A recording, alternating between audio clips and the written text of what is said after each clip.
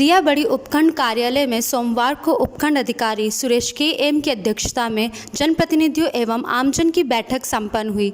बैठक में corona virus द्वारा तीसरी लहर में बच्चों में कोरोना नहीं हो सके, इसके लिए रिया बड़ी में एहतियात बरतने को लेकर विस्तार में चर्चा हुई। उपखंड अधिकारी ने बैठक में उपस्थित लोगों से कहा कि कोरोना वायरस अब बच्चों को अपनी गिरफ्त में ले रहा है। हम अपने बच्चों को सेफ रख सकें, इसके लिए ज़रूरी है कि हम एहतियात बरतें, समय रहते हम सावधानी पूर्वक कुछ ठोस कदम उठाएं। रिया बड़ी ग्राम पंचायत सरपंच गिरधारी लाल सैनी सहित पंचायत के वार्ड पंचों ने कहा कि रिया बड़ी में प्रवेश करने वाले बाहरी गांव के सभी रास्तों पर बैरिकेड लगाकर बिना काम रिया बड़ी में प्रवेश करने वालों को रोका जाएगा। पुष्कर के पास डुंगरिया ग्राम पंचायत में प्रगति ट्रस्ट व वी कैन गिव होप और फीडिंग हैंड संस्था ने ज़रूरतमंद लोगों को खाद्य सामग्री वितरित की। पंकज जैन ने जानकारी देते हुए बताया कि उनकी संस्था खाद्य सामग्री के साथ कपड़े व अस्पतालों में ज़रूरत की चीज़ें मुहैया करवा रही है। संस्था द्वारा लगभग 100 लोगों को खाद्य सामग्री का वितरण किया गया। आज हमने पहले जो बोराज होते हुए फिर हमने यहाँ पर डुंगरिया कला में करेल ग्राम पंचायत के डुंगरिया कला में 25 लोगों को पहले हम देके आए बोराज में और 25 लोगों को अभी हमने डुंगरिया कला में आज खाद्य सामग्री वितरण की गई, जो कि Pragati trust in associate with we can give hope and feeding hand की तरफ से वितरण की गई, जो जयपुर के पंकज जैन, ईसा स्वरूप जी और अमरजीत सोनी ने ये यहाँ पर इन लोगों के लिए जो राहत सामग्री भेजी गई। आज वो उन लोगों को जो वास्तव में ज़रूरतमंद थी, जिनके अपना रोजगार खो दिया या अपने कोविड के दौरान परिवारजनों को खो दिया, उन लोगों को हमने आज राहत सामग्री प्रदान की। पुष्कर के निकटवर्ती गांव कड़ेल में ज्योतिर्गमय सेवा संस्था के द्वारा राजकीय प्राथमिक स्वास्थ्य केंद्र में ऑक्सीजन कंसंट्रेटर मशीनें भेंट की गई। 2 ऑक्सीजन कंसंट्रेटर मशीनों से ग्रामीण क्षेत्र में काफ़ी राहत मिलेगी। इन मशीनों को राजकीय प्राथमिक स्वास्थ्य केंद्र में उपलब्ध कराने में शिक्षिका रोशनदीप श्रीमाली का अहम योगदान रहा। आज रोशनदीप श्रीमाली के साथ भरत ताराचंदानी, महावीर गुर्जर उपस्थित रहे। यह मशीनें स्वास्थ्य केंद्र के कंपाउंडर हरीश शोभावत को भेंट की गई। ग्रामवासियों ने ज्योतिर्मय संस्था के सभी पदाधिकारियों का आभार व्यक्त किया। जिस तरह से आप देख रहे हैं कि कोरोना काल में ऑक्सीजन का काफी प्रॉब्लम चल रहा है और स्टेट गवर्नमेंट या केंद्र सरकार कोई भी है उपयुक्त मात्रा में हमारे पास जनसंख्या के हिसाब से ऑक्सीजन प्रोवाइड नहीं की जा रही है। तो ऐसे में गांव के ग्रामीण जो एरिया है, जो पुष्कर के आसपास इर्द गिर्द जो भी ग्रामीण एरिया लगते हैं, तालुका लगते हैं, उसमें ऑक्सीजन की भारी मात्रा में कमी है। उस कमी को देखते हुए हम लोगों ने ये डिसाइड किया, हम लोगों ने ये तय किया कि हम किसी तरह से पुष्कर में, कड़ेल में और धीरे धीरे बाकी जो गांव हैं वहां पर हम ज्योतिर्गमय सेवा संस्थान के द्वारा हम ऑक्सीजन कंसंट्रेटर उपलब्ध करवाएंगे। जयपुर कमिश्नरेट की स्पेशल टीम व मुखबिर की सूचना पर रामगंज थाना पुलिस द्वारा ट्रांसपोर्ट नगर में लतीफ़ के ट्रांसपोर्ट ऑफिस पर गोदाम को चेक किया तो गोदाम में 120 कार्टून में अवैध नशीली दवाइयां और इंजेक्शन मिले। जब्तशुदा अवैध नशीली दवाइयों का मार्केट मूल्य करीबन 5.5 करोड़ आंका गया है।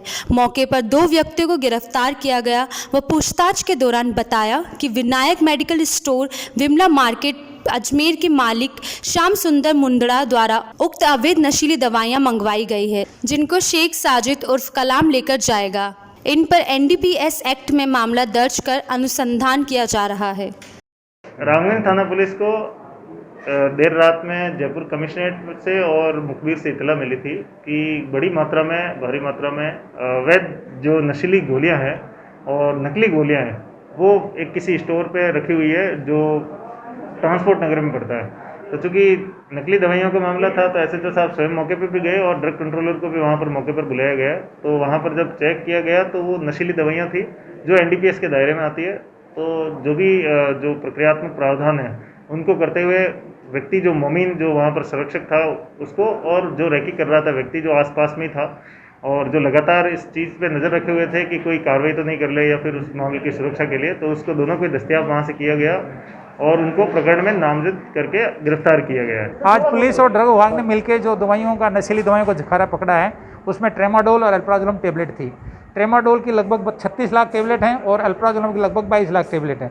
इंजेक्शन लगभग 14,000 हैं। ट्रेमाडोल इंजेक्शन टेबलेट वैसे तो दर्द निवारक दवाई है, लेकिन जो नशे के आदी लोग हैं उसको नशे के रूप में यूज़ करते हैं। और अल्प्राजोल में वो हार्ट पेशेंट्स के लिए, जिनका बीपी हाई होता है, जिनमें बेचैनी होती है, उनके लिए यूज़ होती है। लेकिन नशेड़ी लोग ज़्यादा मात्रा में इसको नशे के रूप में यूज़ होती हैं। इन दोनों दवाइयों का अगर कोई बिना बिल, बिना लाइसेंस के क्रय विक्रय किया जाता है तो उसका मुकदमा NDPS के तहत होता है, जिसके अंदर 1 साल से लेकर उम्र कैद तक की सजा है।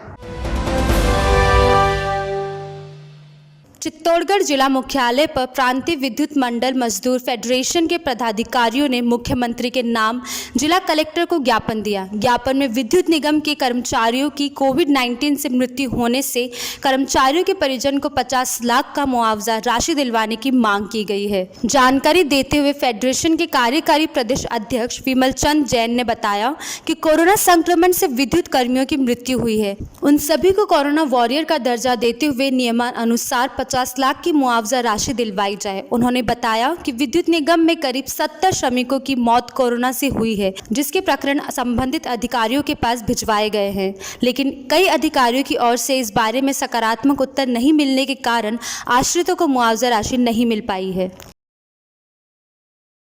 यह ज्ञापन हम इसलिए दे रहे हैं सब कि हमारे जो भी बिजली बोर्ड के एम्प्लॉई हैं वो कोविड-19 से संक्रमित होकर के और उनकी डेथ हो गई है। करीबन 70 और 80 के लगभग पूरे राजस्थान के अंदर 5 निगमों में अभी तक डेथ हो चुकी है। लेकिन राजस्थान गवर्नमेंट के आदेश होने के बाद भी, बिजली बोर्ड के भी आदेश होने के बावजूद भी बिजली बोर्ड के अधिकारियों के द्वारा उनके केसेज प्रकरण 50 लाख मुआवजे देने के लिए बना के नहीं भेजे जा रहे हैं। इस संबंध में हम माननीय मुख्यमंत्री को कलेक्टर साहब के माध्यम से ये ज्ञापन प्रस्तुत कर रहे हैं कि चूँकि हमें 50 लाख का जो ये बेनिफिट है दिया जाए।